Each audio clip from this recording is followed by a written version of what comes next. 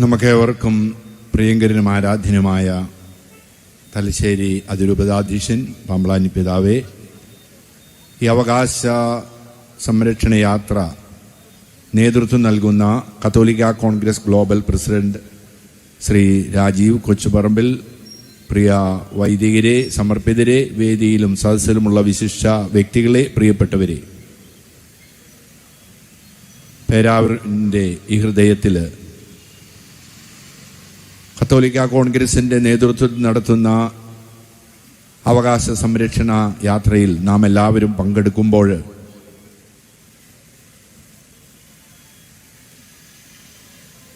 നമ്മുടെ അവകാശങ്ങൾക്ക് വേണ്ടി പോരാടാനുള്ള ആത്മവീര്യവുമായി പ്രതീക്ഷയോടുകൂടിയാണ്. കുടിയേറ്റത്തിൻ്റെ ഒരു നൂറ്റാണ്ട് അതടുത്ത് വരികയാണ്. ഈ മലബാറിലേക്ക് കുടിയേറ്റം സാധ്യമാക്കിയത്, അതിൻ്റെ പിന്നിൽ കത്തോലിക്ക കോൺഗ്രസിന് വലിയൊരു പങ്കുണ്ട്. 1923 കാഞ്ഞിരപ്പള്ളിയിൽ 1923 കാഞ്ഞിരപ്പള്ളിയിൽ കത്തോലിക്ക കോൺഗ്രസിൻ്റെ വാർഷിക സമ്മേളനത്തിൽ പങ്കെടുക്കുമ്പോൾ കോഴിക്കോട് രൂപതാധ്യക്ഷൻ, അന്നത്തെ കോഴിക്കോട് രൂപതാധ്യക്ഷൻ ഇപ്രകാരം പങ്കുവച്ചു: പ്രിയപ്പെട്ടവരെ, കത്തോലിക്ക കോൺഗ്രസിൻ്റെ നേതാക്കളോടാണ് അദ്ദേഹം പറയുക, മലബാറിൻ്റെ ഈ ഭാഗത്ത് സ്ഥലങ്ങൾ ലഭ്യമാണ്, നിങ്ങൾ കടന്നു വരിക, ആത്മീയമായിട്ടുള്ള എല്ലാ ക്രമീകരണങ്ങളും ഞങ്ങൾ ചെയ്തു തരും, പിന്തുണയും നൽകും, നിങ്ങൾക്ക് കടന്നു വരാം. കത്തോലിക്ക കോൺഗ്രസിൻ്റെ നേതാക്കന്മാർ ധീരതയോടുകൂടി ആ ഒരു ആഹ്വാനം ഏറ്റെടുത്തത് കൊണ്ട് ഇന്ന് 1,00,000-ലധികം കുടുംബങ്ങളാണ് 7 രൂപതകളായി ഈ മലബാർ പ്രദേശത്തുള്ളത് എന്ന് നമുക്ക് അഭിമാനത്തോടും സന്തോഷത്തോടും കൂടി ഓർക്കാം.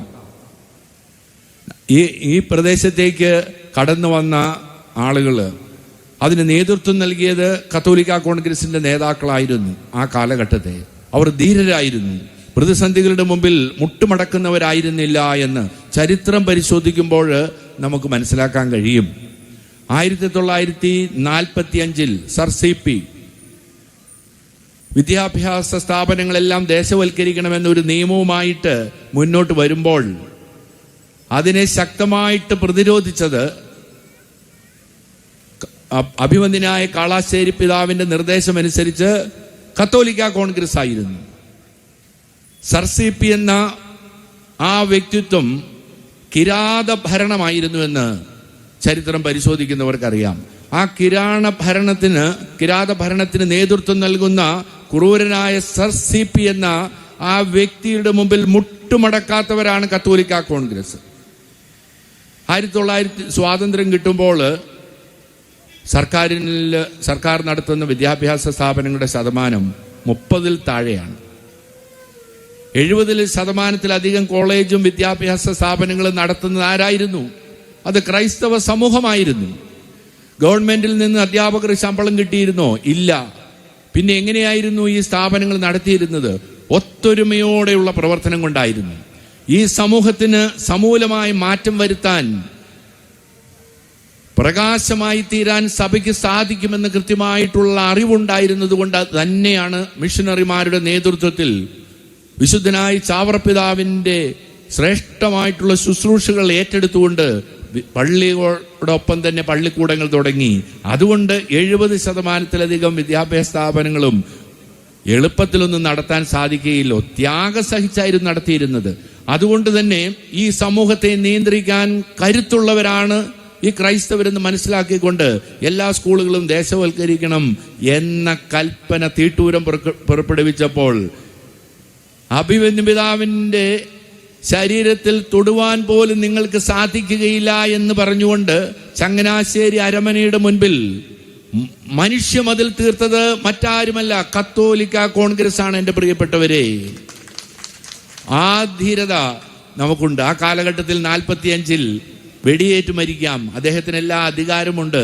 പക്ഷേ പ്രതിസന്ധികളുടെ മുമ്പിൽ മുട്ടുമടക്കുന്നവരല്ല കത്തോലിക്ക കോൺഗ്രസ്.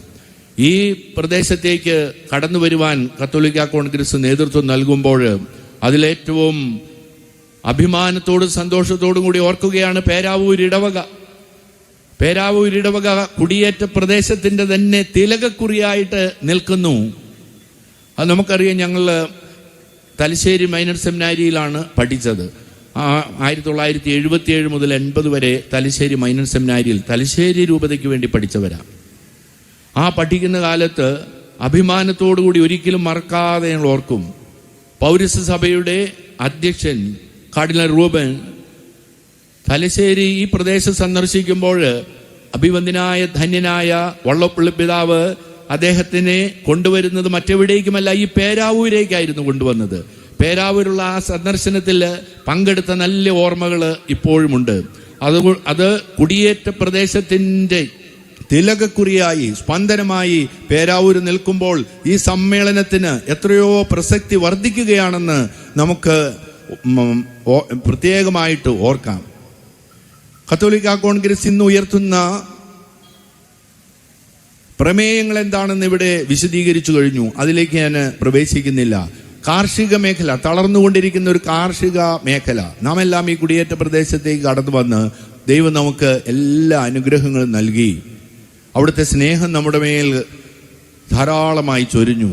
കാനാൻ ദേശം ഇസ്രായേലിന് നൽകിയതുപോലെ അവിടുന്ന് നമ്മെ അന്ധകാരത്തിൽ പ്രകാശമായും വിശപ്പിൽ മന്നയായും നമുക്ക് കൂടെ നടന്നു. ദാഹിച്ചപ്പോൾ നമുക്ക് പാറയിൽ നിന്ന് ജലമൊഴുക്കി നമ്മെ വലിയൊരു ജനതയാക്കി അവിടുന്ന് മാറ്റി. എന്നാൽ ഈ കാലഘട്ടത്തിൽ വലിയ പ്രതിസന്ധികൾ നാം നേരിടുന്നുണ്ട്. കാർഷിക മേഖലയിൽ സ്വപ്ന വാഗ്ദാനങ്ങൾ നൽകിക്കൊണ്ട് നമ്മുടെ പ്രവർത്തനങ്ങളെ തുരങ്കം വെക്കുന്ന നിയമങ്ങളും തീരുമാനങ്ങളും സർക്കാരിന്റെ ഭാഗത്തു നിന്നുണ്ടാകുമ്പോൾ നാം മാനസികമായും ശാരീരികമായും തളരുകയാണോ എന്നൊരു സംശയം. തളരരുതേ എന്ന അഭ്യർത്ഥനയാണ് നമ്മുടെ പ്രിയപ്പെട്ട ശ്രീ രാജീവ് കൊച്ചുപറമ്പിൽ നേതൃത്വത്തിലുള്ള ഈ വലിയൊരു പ്രസ്ഥാനം നമ്മുടെ മുമ്പിലേക്ക് വെക്കുന്നത്. തളരരുത്, നമ്മൾ ഒരുമിച്ച് നിൽക്കണം. നൂറ്റാണ്ടുകൾക്ക് മുമ്പ് തന്നെ ഇവിടെ കടന്നു വരുന്നപ്പോൾ മലമ്പനിയുടെയും മലമ്പാമ്പിന്റെയും പ്രതികൂല സാഹചര്യങ്ങളുടെയും ആക്രമണമുണ്ടായപ്പോൾ നാം തളർന്നില്ലല്ലോ. ഈ ഒരു പ്രതികൂല സാഹചര്യത്തിൽ നാം തളരരുത്, ഒരുമിച്ച് നിൽക്കണം. ആസിയാൻ കരാർ പോലെയുള്ള കരാറുകൾ നമ്മെ എത്രമാത്രം ദ്രോഹം ചെയ്തു എന്ന് ഞാൻ പറയാതെ തന്നെ നമുക്കറിയാം. ആസിയാൻ കരാറാണ് നമ്മുടെ കർഷകരായ നമ്മുടെ നട്ടെല്ല് ഒടിച്ചു കളഞ്ഞത് തന്നെ. ചിന്തയില്ലാത്ത അധികാരികൾ, സർക്കാർ നേതൃത്വം നൽകുന്നവര് മറ്റ് രാജ്യങ്ങൾക്കായിട്ട് ഉൽപ്പന്നങ്ങൾക്ക് നമ്മുടെ വാതിൽ തുറന്നു കൊടുത്തപ്പോൾ വളരെ പുരാതനമായിട്ടുള്ള രീതിയിലുള്ള കൃഷി തന്നെ പിന്തുടരുന്ന നമുക്ക് വലിയ തിരിച്ചടിയായി. സർക്കാരുകളുടെ വാഗ്ദാനങ്ങൾ മാത്രമേ നമുക്കുള്ളൂ, അതൊന്നും പ്രാവർത്തികമാക്കുന്നില്ല എന്ന് നമുക്കറിയാം. ഈ 2025 ബജറ്റിൽ ധനകാര്യമന്ത്രി ശ്രീമതി നിർമ്മല സീതാരാം ഒരു പ്രഖ്യാപനം നടത്തിയപ്പോൾ വ്യക്തിപരമായിട്ട് ഞാൻ വളരെയധികം സന്തോഷിച്ചു. കർഷകരുടെ ക്രെഡിറ്റ് കാർഡുള്ളവർക്ക് 5 ലക്ഷം രൂപ 4% പലിശയ്ക്ക് കിട്ടും. ഞാൻ അപ്പോൾ പ്രത്യേകമായിട്ട് കത്തോലിക്ക കോൺഗ്രസിന്റെയും ഇൻഫാമിന്റെയും നേതൃത്വത്തിലുള്ള എല്ലാവരോടും ഞാൻ പറഞ്ഞു, നമ്മുടെ കർഷകരെല്ലാവരും തന്നെ ക്രെഡിറ്റ് കാർഡ് എടുക്കണം. ഇല്ലാത്തവര് 4% 5 ലക്ഷം രൂപ, 3 ലക്ഷം രൂപയായിരുന്നു 5 ലക്ഷം രൂപയായിട്ട് വർദ്ധിപ്പിച്ചു. പ്രിയപ്പെട്ടവരെ, പലപ്പോഴും സർക്കാരിലേക്ക് ഇതിനെക്കുറിച്ച് ചോദിച്ചാൽ യാതൊരു വിധത്തിലുള്ള മറുപടിയും എനിക്ക് കിട്ടിയിട്ടില്ല. നിങ്ങൾക്ക് ആർക്കെങ്കിലും കിട്ടിയിട്ടുണ്ടെങ്കിൽ എന്നോട് പറയണം. ഇതാണ് സർക്കാരിന്റെ നയം.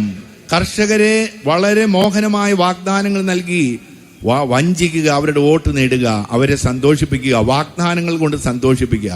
അത്തരം വാഗ്ദാനങ്ങൾ കൊണ്ട് സന്തോഷിക്കുന്നവരല്ല ഞങ്ങളെന്ന് സർക്കാരിനെ ബോധ്യപ്പെടുത്തുന്നതിന് വേണ്ടിയാണ് ഈ ഒരു യാത്ര തന്നെ നടത്തുക. നമുക്ക് ഒരുമിച്ച് നിൽക്കുമ്പോൾ വന്യമൃഗങ്ങളുടെ ആക്രമണം, അതിൽ നാം തളർന്നു പോവുകയാണ്. യഥാർത്ഥത്തിൽ ഓരോ ദിവസവും കൊല്ലപ്പെടുന്നവരുടെ എണ്ണം എത്രയോ വലുതാണ്. നമുക്കതുകൊണ്ട് ഈ വന്യമൃഗത്തിന്റെ ആക്രമണം തടയാൻ നമുക്ക് സാധിക്കും. അതേക്കുറിച്ച് നമ്മുടെ പ്രിയങ്കരനായ പാമ്പളാനി പിതാവ് വളരെ മനോഹരമായിട്ട് നിങ്ങളോട് പറയും. അതുകൊണ്ട് ഞാൻ ഒന്നും തന്നെ പറയുന്നില്ല. നമുക്ക് ഈ വന്യമൃഗങ്ങളുടെ ആക്രമണം നമ്മൾ ഒറ്റക്കെട്ടായിട്ട് നിന്ന് ആർക്ക് നമ്മെ തോൽപ്പിക്കാൻ സാധിക്കും? തീർച്ചയായിട്ടും നമുക്ക് ഒരുമിച്ച് നിന്ന് പ്രവർത്തിച്ചുകൊണ്ട് ഇതിനെതിരെ പോരാടണം. നമുക്ക് സംവരണത്തിനുള്ള അവകാശമുണ്ട്. അതാരുടെ ഔദാര്യമല്ല എന്നിവിടെ സൂചിപ്പിച്ചു കഴിഞ്ഞു. എന്നാൽ ഈ സംവരണത്തിന് തുരങ്കം വെക്കുന്ന പ്രതിലോമ ശക്തികൾ നമ്മുടെ ഇടയിൽ ഉണ്ടെന്നുള്ളത് തിരിച്ചറിയാൻ ഈ സംഘടനയുടെ നേതൃത്വത്തിൽ നടക്കുന്ന ഈ മോചനയാത്രയ്ക്ക് സാധിക്കുകയാണ്, നിങ്ങളെ ബോധ്യപ്പെടുത്തുകയാണ്. ഒരുമിച്ച് നിന്ന് നമുക്കുള്ള അവകാശങ്ങള് അത് കവർന്നെടുക്കാൻ പരിശ്രമിക്കുന്നവർക്കെതിരെയുള്ള ഒരു പോരാട്ടമാണ് നമ്മുടെ മോചനയാത്ര.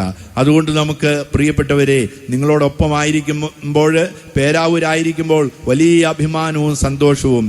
ഈ മോചനയാത്ര തലശ്ശേരിയിലെ ഈ യാത്ര ഇവിടെ അവസാനിക്കുമ്പോൾ ഇതിന് നേതൃത്വം നൽകുന്ന എല്ലാവരെയും, ഏറെ പ്രത്യേകിച്ച് കത്തോലിക്ക കോൺഗ്രസിന്റെ ഡയറക്ടർ ബഹുമാനപ്പെട്ട ഫിലിപ്പച്ചൻ ഞങ്ങൾക്ക് ആവേശമാണ്, ഈ സംഘടനയ്ക്ക് പ്രകാശമാണ്.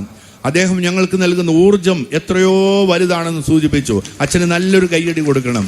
നമുക്ക് അഭിമാനമാണ്. ഇന്ന് കത്തോലിക്ക കോൺഗ്രസിനെ ഗ്ലോബൽ, അന്താരാഷ്ട്ര തലത്തിൽ നയിക്കുമ്പോൾ മുൻപിൽ നിന്ന് ഈ കത്തോലിക്ക കോൺഗ്രസിന്റെ കൊടി ഉയർത്തി മുദ്രാവാക്യം വിളിച്ചു പോകുന്നത് തലശ്ശേരി അതിരൂപതയിലെ ഒരു വൈദികനായ ഫിലിപ്പ് കവിയിലാണെന്ന് പറയുമ്പോൾ നമുക്ക് അഭിമാനമാണ്. തീർച്ചയായിട്ടും അദ്ദേഹത്തിന്റെ വലിയൊരു നേതൃത്വം ഇനിയും മുന്നോട്ടുള്ള യാത്രയിൽ നമുക്ക് ശക്തിയും കരുത്തുമായിരിക്കും. അതുപോലെ ആത്മസമർപ്പണമുള്ള വ്യക്തിത്വങ്ങൾ നമുക്ക് ഈ രൂപതയ്ക്ക് സംഭാവന ചെയ്യാൻ സാധിക്കുന്നുവെന്ന് അഭിമാനത്തോട് സന്തോഷത്തോടു കൂടി ഞാൻ ഓർക്കുകയാണ്. ഈ രൂപതയിലെ, അതിരൂപതയിലെ എല്ലാ സ്ഥലങ്ങളിലുമുള്ള സ്വീകരണങ്ങൾ വളരെ വളരെ മനോഹരമായിട്ട് ക്രമീകരിച്ചു.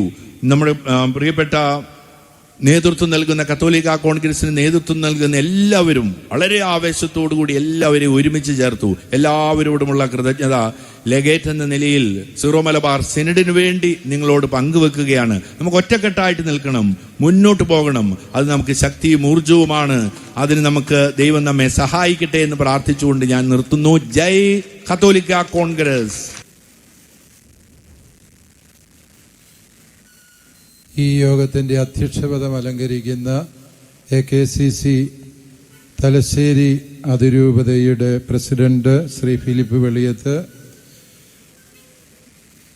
നമ്മെ എല്ലാവരെയും തൻ്റെ സാന്നിധ്യം കൊണ്ട് അനുഗ്രഹിക്കുകയും മുഖ്യപ്രഭാഷണത്തിലൂടെ ധന്യരാക്കുകയും ചെയ്ത AKCCയുടെ ബിഷപ്പ് ലെഗേറ്റ് റെമീജിയൂസ് ഇഞ്ചനാനി പിതാവ് ഇന്നലെ പാണത്തൂർ ആരംഭിച്ച ഈ റാലിയിലുടനീളം അഭിവന്യ പിതാവിൻ്റെ സാന്നിധ്യമുണ്ടായിരുന്നു.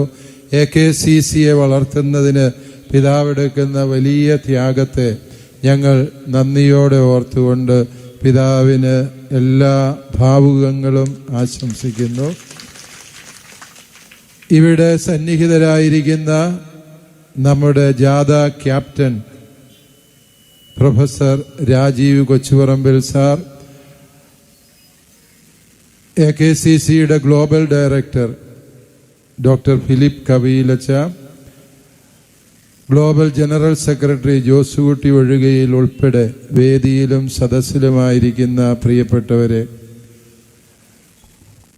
ആദ്യമേ തന്നെ നിങ്ങളുടെ ഈ സംഘാടക വൈഭവത്തെ അതിരൂപതാധ്യക്ഷൻ എന്ന നിലയിൽ അഭിനന്ദിക്കാൻ ഞാൻ ആഗ്രഹിക്കുകയാണ്. കാരണം പേരാവൂരിന് മഹിതമായൊരു ചരിത്രമുണ്ട്. കാർഡിനൽ റൂബനെ കൊണ്ടുവന്ന വള്ളോപ്പള്ളി പിതാവിനെ കുറിച്ച് റെമീജിയൂസ് പിതാവ് പറഞ്ഞു. എന്നാൽ അതിനും മുൻപ് ഈ കുടിയേറ്റ ജനതയ്ക്കൊരു രൂപത കൊടുക്കണം, അവർ വിശ്വാസത്തിന്റെ ജ്വലിക്കുന്ന മാതൃകകളാണ് എന്ന് കർദിനാൾ തിസറാങ് ഒരു മെത്രാനും ഈ നാട്ടിലില്ലാതിരുന്ന കാലത്ത് തീരുമാനമെടുത്തത് ഈ പേരാവൂരിന്റെ മണ്ണിൽ വെച്ചായിരുന്നു എന്നത് നാം വിസ്മരിക്കാൻ പാടില്ല. കുടിയേറ്റ ജനതയുടെ അവകാശങ്ങൾ സംരക്ഷിക്കണമെങ്കിൽ ഒരു രാഷ്ട്രീയ പാർട്ടി വേണമെന്ന് പറഞ്ഞ് ഫാദർ വടക്കൻ കേരള കർഷക പാർട്ടി രൂപീകരിച്ചത് ഈ പേരാവൂരിന്റെ മണ്ണിൽ വെച്ചാണ് എന്നുള്ളത് ചരിത്രം നമുക്ക് തരുന്ന അത്ഭുതാവഹമായ പാഠമാണ്. പേരാവൂരുകാര് പ്രതികരിക്കാൻ അറിയാവുന്നവരാണ് എന്നുള്ളത് സത്യമാണ്. അത് ഈ കുടിയേറ്റ ജനതയുടെ പൊതു സ്വഭാവമാണ്. ആവശ്യമില്ലാത്ത കാര്യങ്ങൾക്കൊന്നും നമ്മൾ സമരത്തിന് പോകാറില്ല.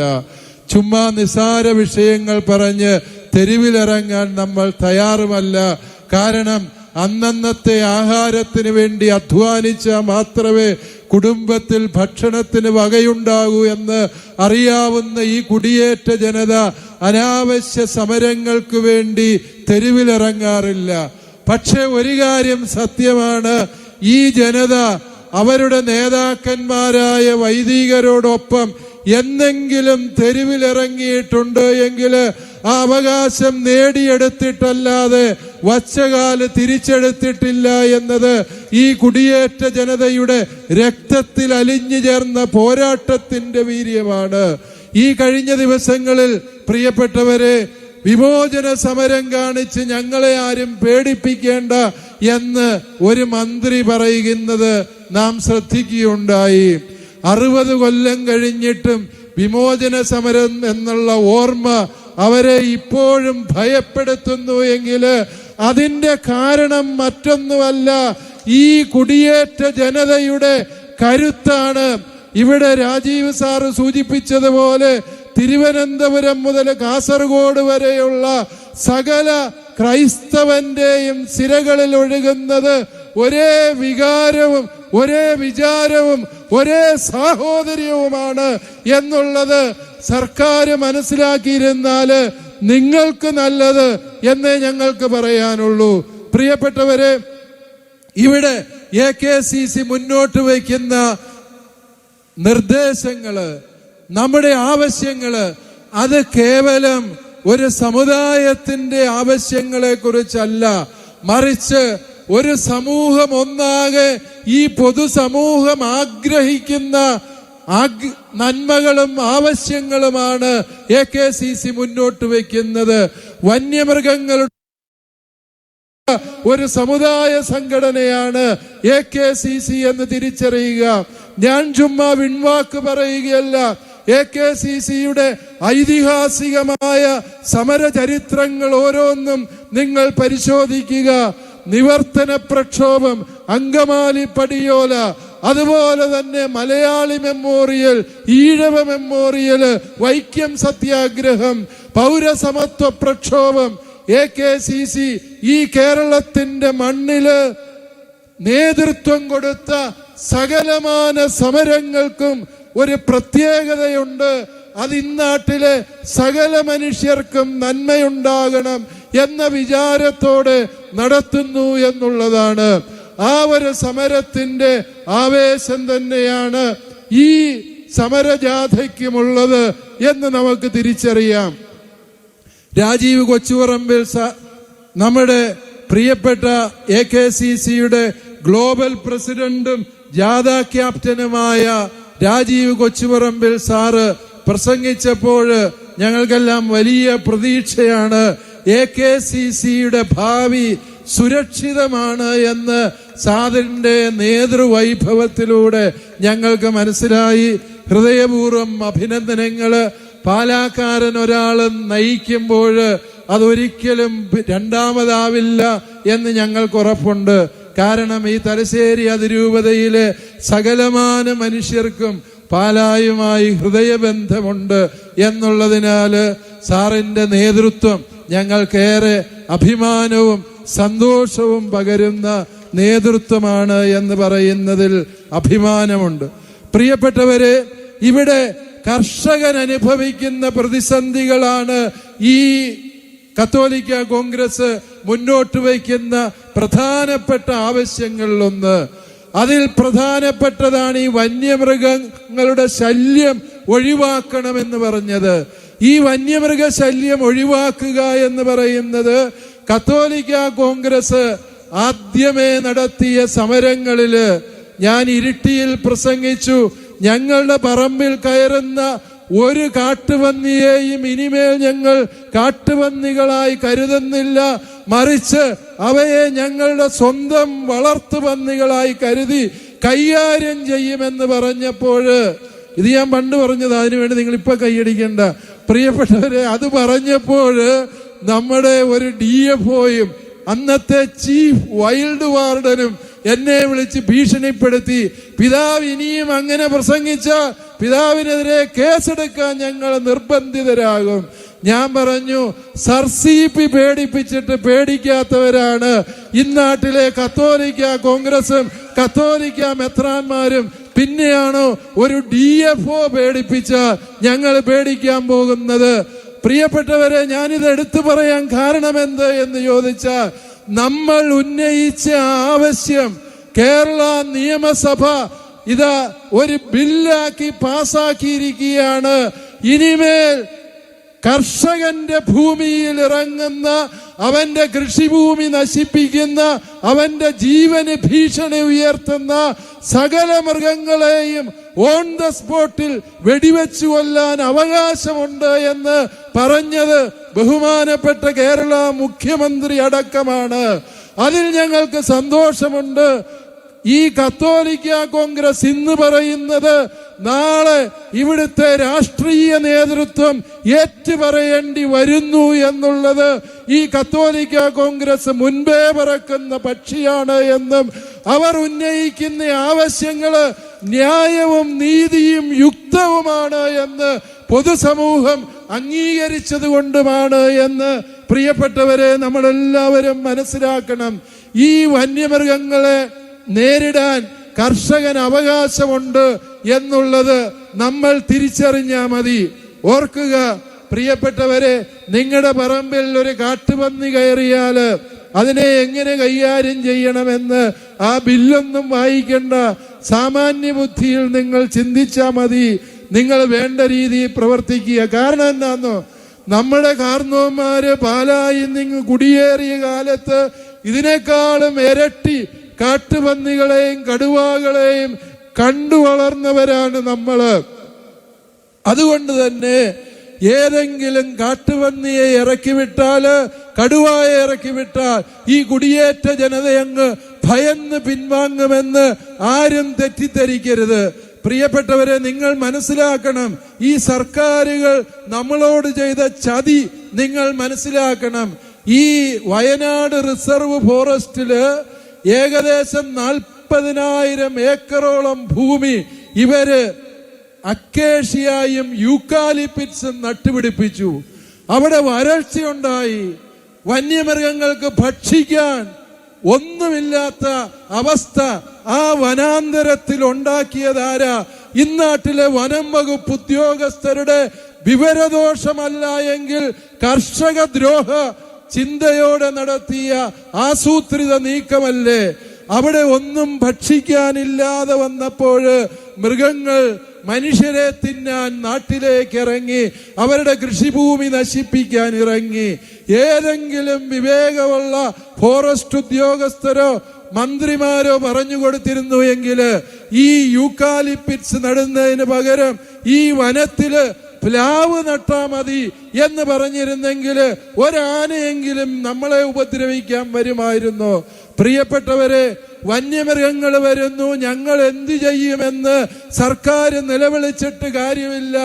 ഈ വന്യമൃഗങ്ങൾ കൃഷിഭൂമിയിൽ ഇറങ്ങിയതിന്റെ 1-ാം നമ്പർ ഉത്തരവാദികള് എന്ന് പറയുന്നത് ഇന്നാട്ടിലെ അവിവേകത്തിന്റെ ആൾരൂപമായ വനം വകുപ്പ് ഉദ്യോഗസ്ഥരാണ് എന്ന് പറയാതെ തരമില്ല.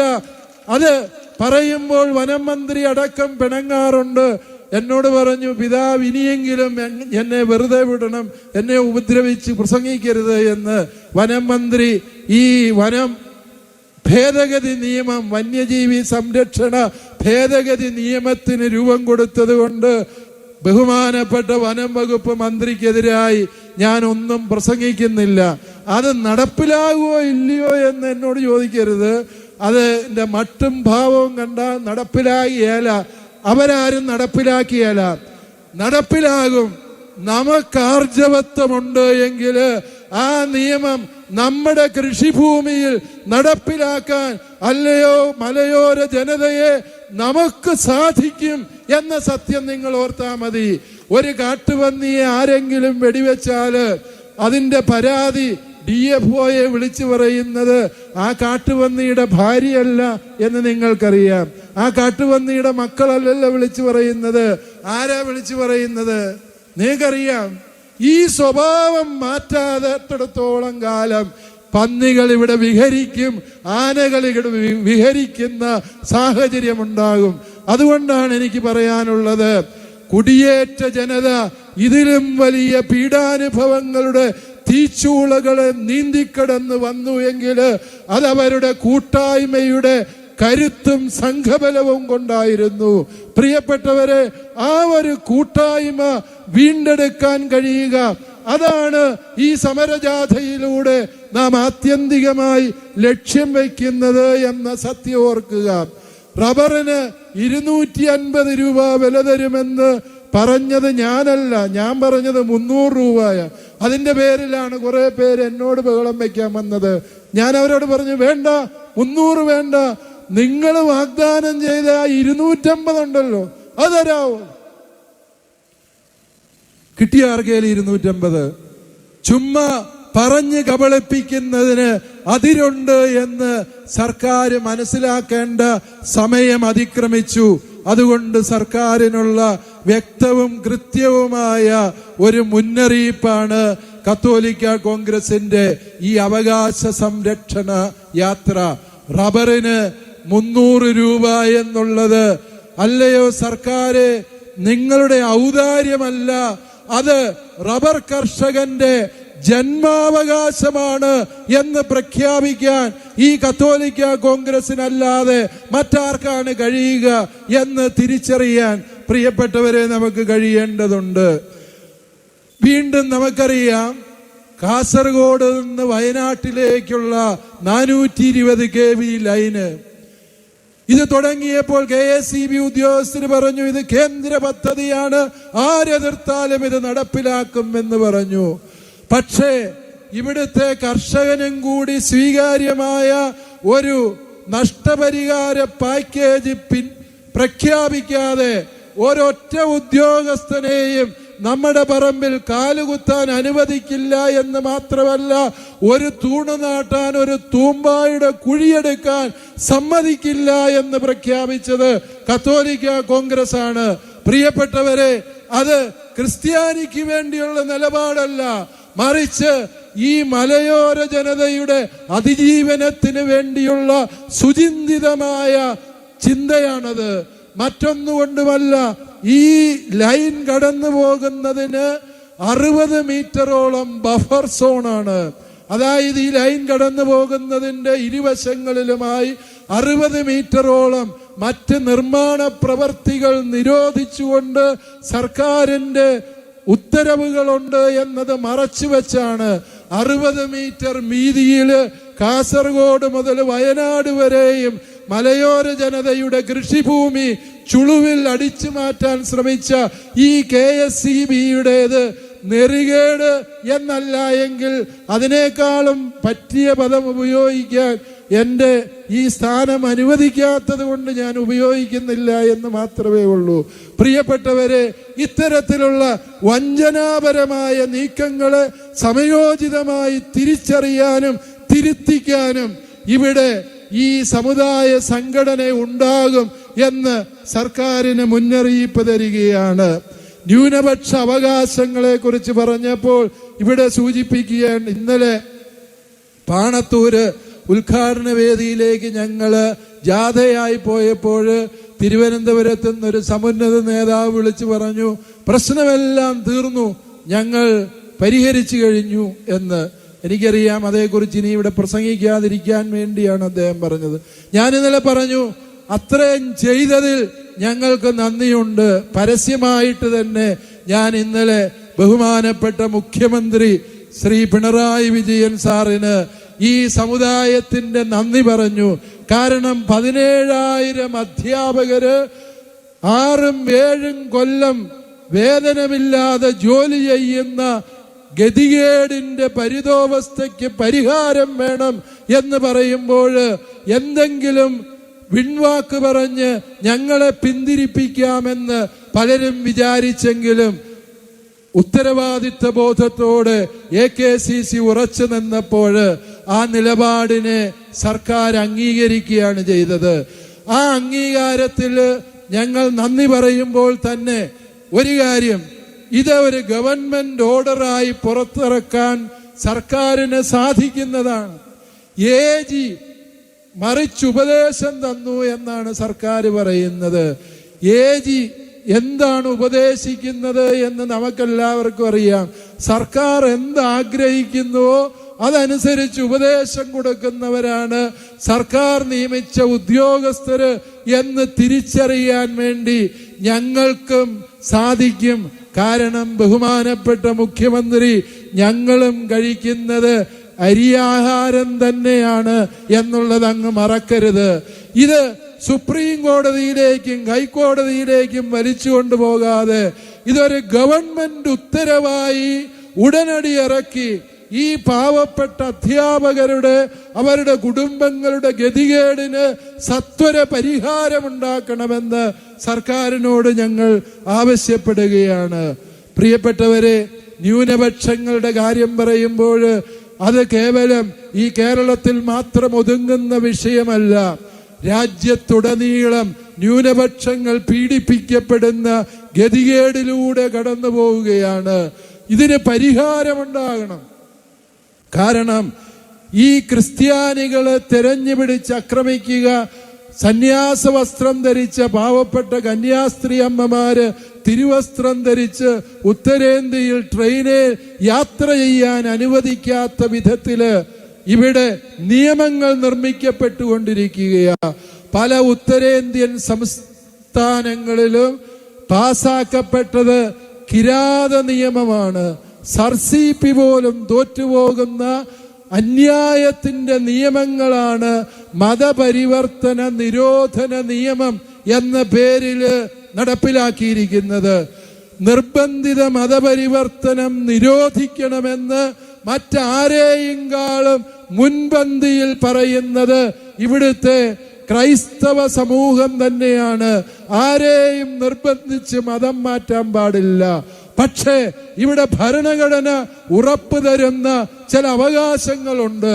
ഇഷ്ടമുള്ള മതം തിരഞ്ഞെടുക്കാൻ, വിശ്വസിക്കാൻ, പ്രചരിപ്പിക്കാനുള്ള അവകാശം. ആ അവകാശത്തെയാണ് ഇവിടെ ചില രാഷ്ട്രീയ പ്രസ്ഥാനങ്ങള് ബോധപൂർവം ഇല്ലായ്മ ചെയ്യാൻ പരിശ്രമിക്കുന്നത്.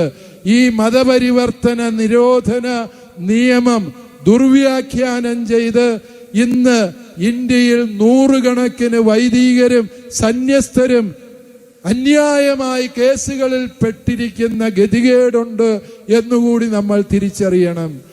കേന്ദ്ര സർക്കാരിനോട് ഞങ്ങൾക്ക് പറയാനുള്ളത്, ഈ അനാവശ്യ നിയമനിർമ്മാണങ്ങൾ വഴി ന്യൂനപക്ഷങ്ങളെ പീഡിപ്പിക്കുന്നതിന് ഏതെങ്കിലുമൊക്കെ സംഘടനകളും പ്രസ്ഥാനങ്ങളും മുൻകൈയെടുക്കുന്നെങ്കിൽ അവരെ നിലയ്ക്ക് നിർത്താനുള്ള ആർജവത്വം പ്രധാനമന്ത്രിക്കും ആഭ്യന്തരമന്ത്രിക്കും ഉണ്ടാകണം. ഇല്ല എങ്കിൽ ഇത് നിങ്ങളുടെ കൂടെ അറിവോടെ ഒത്താശയോടെ ചെയ്യുന്നതാണ് എന്ന് ചിന്തിക്കാൻ ഞങ്ങൾ നിർബന്ധിതരാകും എന്ന് മാത്രം സ്നേഹത്തോടെ ഓർമ്മിപ്പിക്കുകയാണ്. പ്രിയപ്പെട്ടവരെ, ഈ അവകാശ സംരക്ഷണ യാത്ര തിരുവനന്തപുരത്തേക്ക് എത്തുമ്പോൾ നാം ഉന്നയിച്ച നമ്മുടെ ആവശ്യങ്ങൾക്കൊക്കെയും അനുഭാവപൂർവമായ മറുപടി ലഭിക്കുക തന്നെ ചെയ്യും എന്ന് നമുക്ക് ഉറച്ചു വിശ്വസിക്കാം. അതിന് എല്ലാ ഭാവുകങ്ങളും നന്മകളും നേർന്നുകൊണ്ട് ഈ പേരാവൂരിന്റെ മണ്ണില് ഇത്രയേറെ സന്തോഷത്തോടെ നിങ്ങൾ ഒരുമിച്ച് കൂടുകയും കൂട്ടായ്മയുടെ വലിയ സാക്ഷ്യം നൽകുകയും ചെയ്ത പേരാവൂര്, എടൂര്, കുന്നോത്ത്, ഫൊറോനകളിലെ എല്ലാ പ്രിയപ്പെട്ടവരെയും ഹൃദയപൂർവ്വം അഭിനന്ദിച്ചുകൊണ്ട് നിങ്ങളെല്ലാവരുടെയും അനുവാദത്തോടെ ഈ സമ്മേളനം ഉദ്ഘാടനം ചെയ്യുമെന്ന് പറയുന്നതിൽ അന്യായമാണ്. ഇപ്പൊ ഇത് അവസാനിക്കാനാണ് പോകുന്നത്. പക്ഷേ ഇത് തുടരുകയാണ് എന്നറിയിച്ചുകൊണ്ട് എൻ്റെ വാക്കുകൾ ഞാൻ അവസാനിപ്പിക്കുന്നു. നന്ദി. ജയ് കത്തോലിക്ക കോൺഗ്രസ്. പ്രിയപ്പെട്ടവരെ, കത്തോലിക്ക കോൺഗ്രസ് ഇന്ന് ഇവിടെ നടത്തുന്നത് ഒരു സുഖവാസയാത്രയല്ല, ഇത് അവകാശ സംരക്ഷണ യാത്രയാണ്. അവകാശ സംരക്ഷണ യാത്ര നടത്തുന്നത് എന്തുകൊണ്ടാണ്? നമ്മുടെ അവകാശങ്ങൾ ഈ ഇന്ത്യ മഹാരാജ്യത്ത്, ഈ കേരള സംസ്ഥാനത്തിൽ പലപ്പോഴും ഹനിക്കപ്പെടുന്നു എന്നുള്ളത് കൊണ്ടാണ്. രണ്ടു തരത്തിലുള്ള ആളുകളുടെ അവകാശങ്ങളാണ് നിഷേധിക്കപ്പെടുന്നത്. ആരുടെയൊക്കെയാണത്?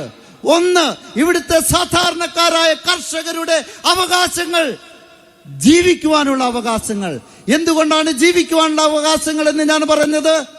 അവർക്ക് ജീവിക്കണമെങ്കിൽ കാർഷിക വിളകൾക്ക് ന്യായമായ വില ലഭിക്കണം.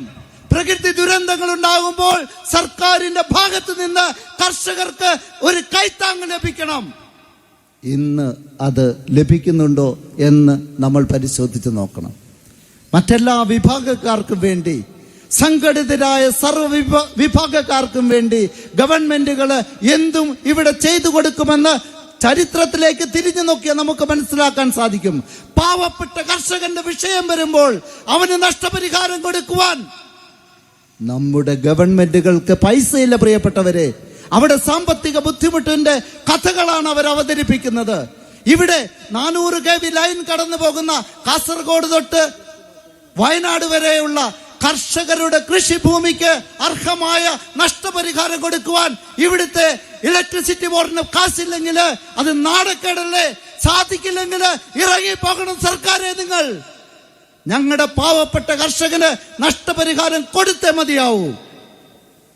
ഈ കഴിഞ്ഞ ദിവസം നിയമസഭയില് വൈദ്യുതി മന്ത്രി പറഞ്ഞു, ഇവിടുത്തെ 400 kV ലൈനിന്റെ ചോട്ടിലുള്ള കർഷകന്റെ സ്ഥലത്തിന് 7000 രൂപ ഒരു സെന്റിന് കൊടുക്കുമെന്ന്. 7000 രൂപ ഒരു സെന്റിന് കൊടുക്കുമെന്ന് പറഞ്ഞാൽ കർഷകന്റെ ഒരേക്കർ സ്ഥലത്തിന്റെ വില 7 ലക്ഷം രൂപയാണ്. ഇന്ന് ഈ കേരളത്തില് ഏത് ഓണം കേറാമൂലയിലും അതിലും വിലയുണ്ട് എന്ന് നമുക്ക് ഓരോരുത്തർക്കും അറിയാം. എന്തുകൊണ്ടാണ് സൗകര്യപൂർവ്വം കർഷകനെയും സാധാരണക്കാരെയും ഇവർ പറ്റിക്കുന്നത്? നമ്മൾ ഒരിക്കലും പ്രതികരിക്കാത്തത് കൊണ്ടല്ലേ? പ്രിയപ്പെട്ടവരെ, അതിനൊരു മാറ്റം വരികയാണ്. കത്തോലിക്ക കോൺഗ്രസിലൂടെ സിറോ മലബാർ സഭയുടെ ഔദ്യോഗിക സമുദായ സംഘടനയായ കത്തോലിക്ക കോൺഗ്രസിന്റെ ആദരണീയരായ നേതാക്കന്മാരുടെ ചടുലമായ നേതൃത്വത്തിലൂടെ ഈ നാട്ടിൽ വിപ്ലവകരമായ മാറ്റം സാധാരണക്കാരന് വേണ്ടി കൊണ്ടുവരുവാൻ നമുക്ക് സാധിക്കുമെന്ന് ഈ യാത്ര തെളിയിക്കും. മറ്റൊരു കാര്യം, ഇവിടുത്തെ ന്യൂനപക്ഷങ്ങളുടെ അവകാശങ്ങൾ നിഷ്കരുണം ധ്വംസിക്കുന്നതായി കഴിഞ്ഞ കാലഘട്ടങ്ങളിൽ നമ്മൾ കണ്ടു. നമ്മുടെ അഭിവന്യ പിതാക്കന്മാർ, അഭിവന്യമാർ ജോസഫ് പാംബ്ലാനി പിതാവും മാർ റെമീജിയസ് ഇഞ്ചനാനി പിതാവും മുൻപിൽ നിന്ന് കത്തോലിക്ക കോൺഗ്രസിന്റെ ബാനറിൽ ഇവിടെ സമരങ്ങൾ നയിച്ചു. നമ്മുടെ ആവശ്യങ്ങൾ പരിഗണിക്കാൻ ചർച്ചയ്ക്ക് വരുവാൻ സർക്കാർ തയ്യാറായെങ്കിൽ, ഞാൻ പറഞ്ഞു വരുന്നത് സ്കൂളിന്റെ വിഷയമാണ്. നമ്മുടെ കത്തോലിക്ക കോൺഗ്രസിന്റെ സംഘടനാ ശക്തിയുടെ വിജയമാണത്. പ്രിയപ്പെട്ടവരെ, നമ്മുടെ സമുദായം ഉണർന്നെണീറ്റിരിക്കുന്നു. ഇനി ഒരു രാഷ്ട്രീയ പാർട്ടിക്കും ഒരു ഗവൺമെന്റിനും ക്രൈസ്തവരെ അനാവശ്യമായി അധിക്ഷേപിക്കുവാനോ ധാർഷ്ട്യത്തോടെ മാറ്റി നിർത്തുവാനോ സാധിക്കുകയില്ല എന്ന് ഉറക്കെ പ്രഖ്യാപിക്കുവാൻ ഞങ്ങൾ ആഗ്രഹിക്കുകയാണ്. അങ്ങനെ അവഗണിച്ചാൽ വരാൻ പോകുന്ന തിരഞ്ഞെടുപ്പുകളിൽ കത്തോലിക്ക കോൺഗ്രസിന്റെ നേതൃത്വത്തിൽ ചുട്ട മറുപടി തരുവാൻ കേരള സഭയ്ക്ക്, ക്രൈസ്തവർക്ക് സാധിക്കുമെന്ന് നിങ്ങൾ മനസ്സിലാക്കിയിരുന്നു കൊള്ളുക. പ്രിയപ്പെട്ടവരെ, ഞാൻ ദീർഘിപ്പിക്കുന്നില്ല. എല്ലാവരും, ഇത് കത്തോലിക്കർക്ക് വേണ്ടി മാത്രമല്ല, എല്ലാ ക്രൈസ്തവർക്കും വേണ്ടി മാത്രമല്ല, ഈ നാട്ടിലുള്ള സാധാരണക്കാരുടെ ആവശ്യങ്ങളാണ് ഞങ്ങൾ ഉന്നയിക്കുന്നത്. നമുക്ക് അഭിവന്യ പിതാക്കന്മാരോട് ചേർന്ന്, അവരുടെ നേതൃത്വത്തിന്റെ തടലിൽ നമ്മുടെ സമുദായ നേതാക്കന്മാരോട് ചേർന്ന് കത്തോലിക്ക കോൺഗ്രസിനെ ശക്തിപ്പെടുത്താം. ഇത് നമ്മുടെ സംഘടനയാണ്. നമ്മുടെ സംഘടനയുടെ നമ്മൾ വിജയം കൊയ്യും. ജയ് കത്തോലിക്ക കോൺഗ്രസ്.